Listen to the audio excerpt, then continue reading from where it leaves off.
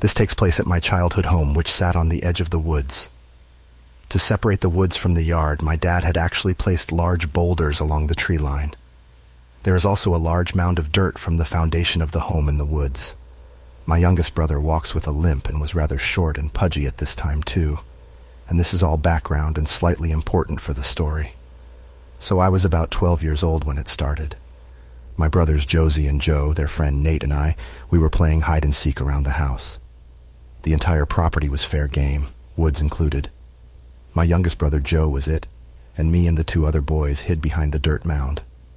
We waited there for what must have been 15 minutes and started getting worried because, well, he just never came looking for us. I remember volunteering to find him, and I ran all around that property but never did find him. I went inside and he was playing a board game with some other friends. Okay, no big deal, I suppose, but I asked an adult how long he had been inside, and they said that it had been 30 minutes. I ran back outside to tell the others, and when I got to the hiding spot, they were all laughing. They asked how I'd got away from Joe, and I told them that he'd been inside the entire time. They stopped laughing and looked at each other, and I asked them what was going on. And it turns out that they saw what they thought was Joe running behind me in the woods as I reached the rocks, and he just disappeared. We saw him around a lot, but kind of ignored it, chalked it up to just kids' imagination, and played in the woods in groups. But a few years later, we had another friend over who had never been to my house. We were all playing inside when he came in the room and asked why Joe was playing in the woods a lot. We explained that Joe was actually at a friend's house that day, and there was just no way that it was him. He insisted that it was though, and that was it. We asked him about the shadow man that we saw sometimes in this place too, but he had no idea what we were talking about. I don't know, that old place was confusing, and the whole thing just still creeps me out. This happened about 7 years ago, but it still really freaks me out. My hometown is a canyon that is rumored to be haunted. The story is that my woman lost her husband in a mining accident, and she haunts the canyon searching for him. In this same canyon there exists a building, very much off the main trail, named the Devil's Playhouse, because it's said to be the place where devil worshippers go on satanic holidays in order to do their rituals and whatnot. I was a wannabe ghost hunter and spent a lot of time in that canyon, specifically drawn to the playhouse. It was an old factory with a lot of mysterious writings on the walls and holes into rooms that had no entrance. To get to the factory, you had to drive way off the trail on a very beaten-up dirt road, and just after the house there was a fence. As daring as I was, I always turned around at the fence so I could get out of there easily if I got scared. From there, you had to climb in and out of the deep ditch to actually get to the playhouse. But here's what happened that caused me to never go there again. I had brought my younger sister and 2 younger cousins up there one day.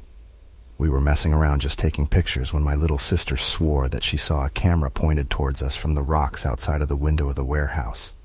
I didn't really see it, but my sister was really freaked out. We decided to take a break from the playhouse after this, and we walked about 100 feet to a bunch of large stone fictions. Now, I'd been up that canyon many, many times, and rarely did I ever see another car, especially at the Devil's Playhouse. But suddenly a truck made its way along the trail. When the driver caught sight of us, he slowed down to probably 5 miles per hour, and the passenger was very noticeably pointing a camera our way. They then proceeded to drive past my car, then back up to it so that we were bumper to bumper, and I really thought that they were going to tow my car or something. They left their truck on, and then the 2 men stepped out and climbed through the ditch. They walked around the far side of the playhouse from us, and my sister pointed out that it was the side the camera was on. I was the adult in this situation, so I was coming up with any reason to give these guys as to why we were there, just in case we were trespassing or something like that. We had walked back to the house to get to the only safe part of the ditch, and as we approached, the men stepped out. They were probably mid-30s or so, and when they did, they didn't say a word. They just stood where we had walked, right past them with no emotion on their faces at all. We made it to my car and drove off, but I had a really sick feeling in my stomach like they were hiding something up there. And so I decided to park at the base of the entrance of the trail to the playhouse, that is, and just wait for them to come back down.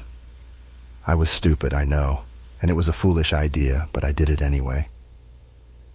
We sat there for a little bit, but after a while another car pulled up beside us, and the old man who was driving it just stared at us. He was seriously creepy looking too, and it scared the shit out of us, so I drove back down to town, and the whole way that car followed us.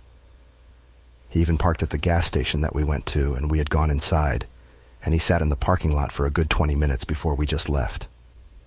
I'm still not entirely sure what happened up there that day or why, but I have a feeling that there's something hidden up there. So this story takes place in Cincinnati, Ohio, specifically Clermont County.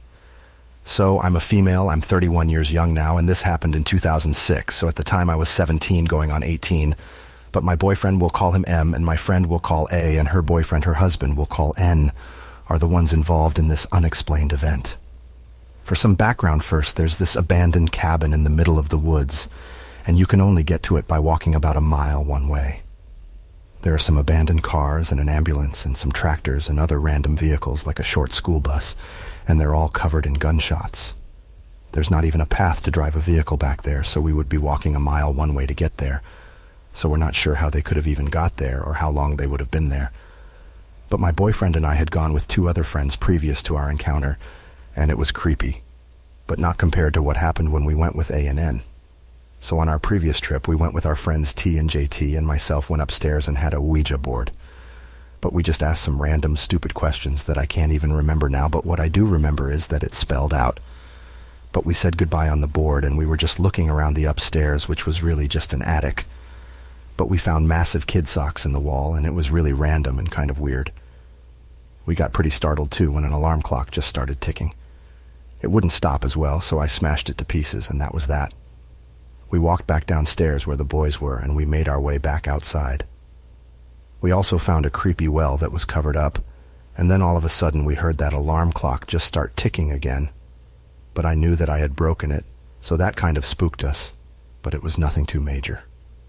We saw an outdoor cellar that we went into, and there was a girl's child boot with a bone inside the shoe, so I was like, okay, we're done for today, let's get out of here.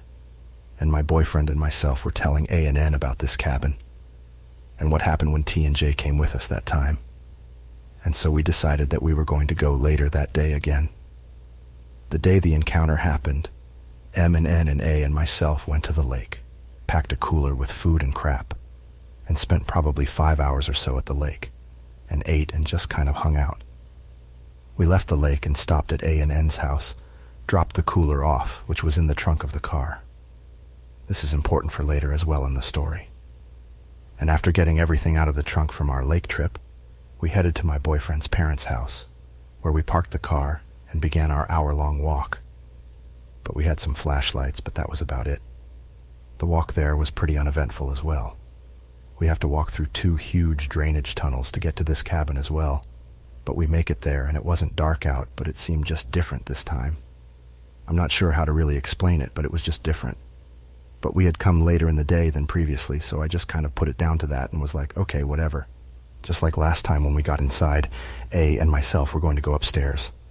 I wanted to show her the socks in the wall, and I also wanted to check out that clock that I broke last visit that I heard ticking outside previously again. But as we start to go up the stairs, there was a big crash, like someone was thrown or knocked over. A gets freaked out, and then out of nowhere, she just books it outside, back down the creek yelling at Eminem and myself to come on.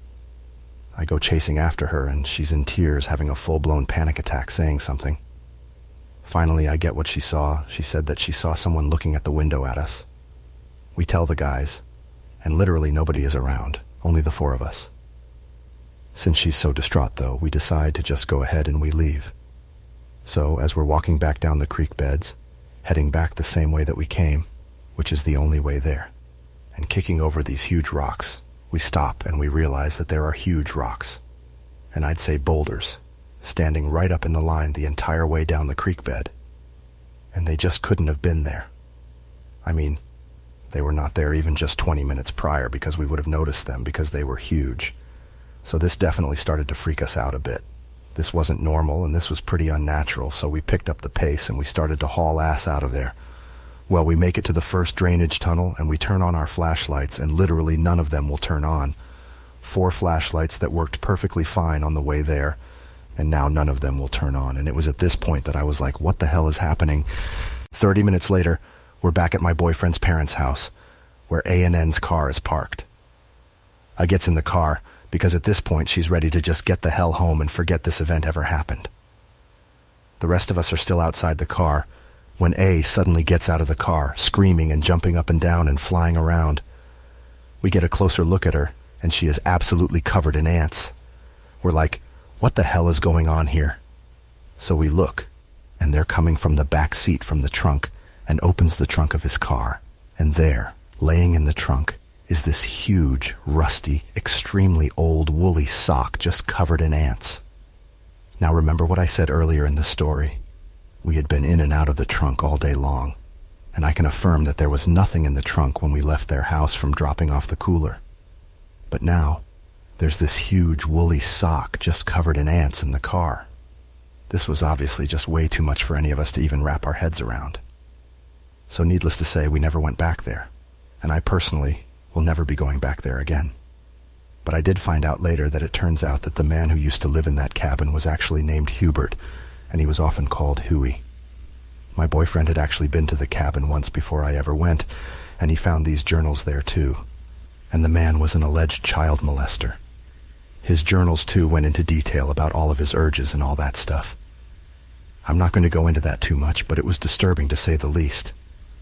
But again, this is honestly the one and only time that I've ever encountered something like this. I'll never be going back to that cabin, ever. Even to this day, just talking about it, and even right now, I just have goosebumps.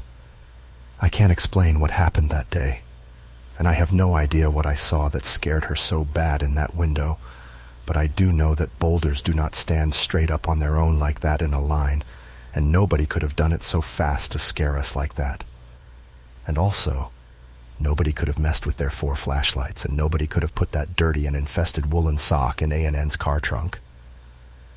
I know that this is a bit of a weird story, but if you're ever wandering around my neck of the woods and come across a random cabin, please just leave it alone. You never know who lived there, and what they did, and who or what may still be there. And unfortunately, I learned that in a very hard and unsettling way. The story happened when I was around 11 or 12 years old, and I was finally on summer break. Me and my best friend, whom I met on the internet, made plans for me to stay at her place for a week. She lived in a city about 2.5 hours away from me, but I've met her before in real life, so everything was fine.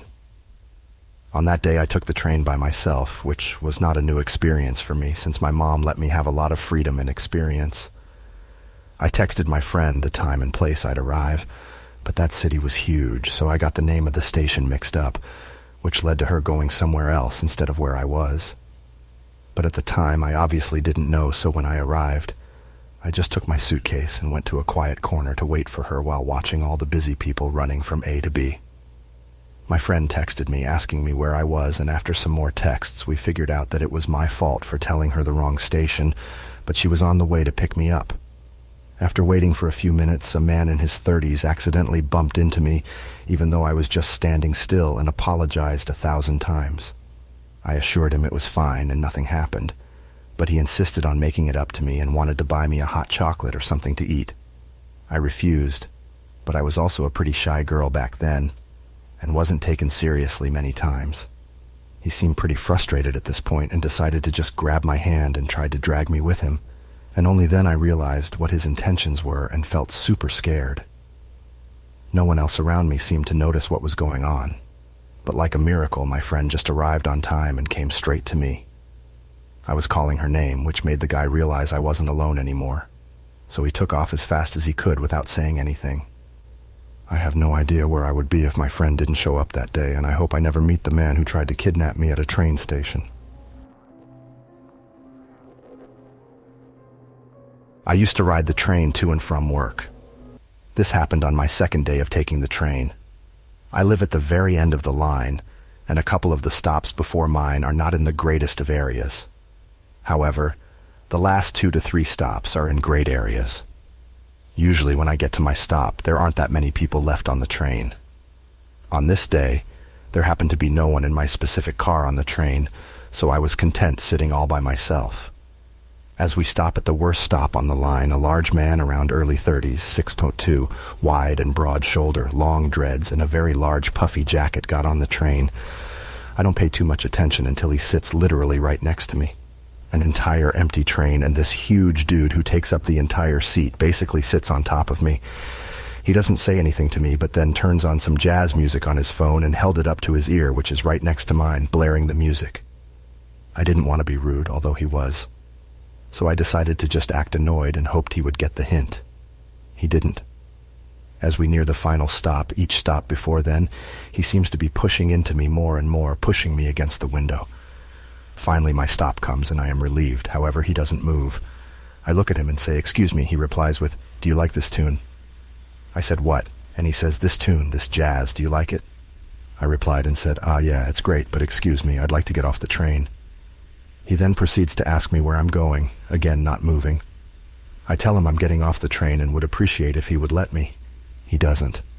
At this point, I start to get angry instead of scared, as I have a bit of a temper and say, "Are you kidding me? Let me out of the freaking seat." The look in his eye terrified me. They announce in the overhead speaker that the train will be out of service for the rest of the night. At this point, the conductor starts walking through the cars to check for sleeping people. The guy looks at me and says, "You're lucky this time. I wouldn't ride the train alone anymore. And I'll see you again. Don't you worry." We both get off the train and walk in the opposite direction, but I make sure to keep looking behind me while I take my mace out of my purse. I then have to walk the car ramp to my car when I see him watching me from across the street and then start following me to the elevator. Luckily, there were a few other people in the elevator and the door closed before he got there. I asked a couple of people who were getting off my level if they would mind walking me to my car because there was a man following me. They did, and all was good, and I didn't see him again. I bought a taser flashlight the next day.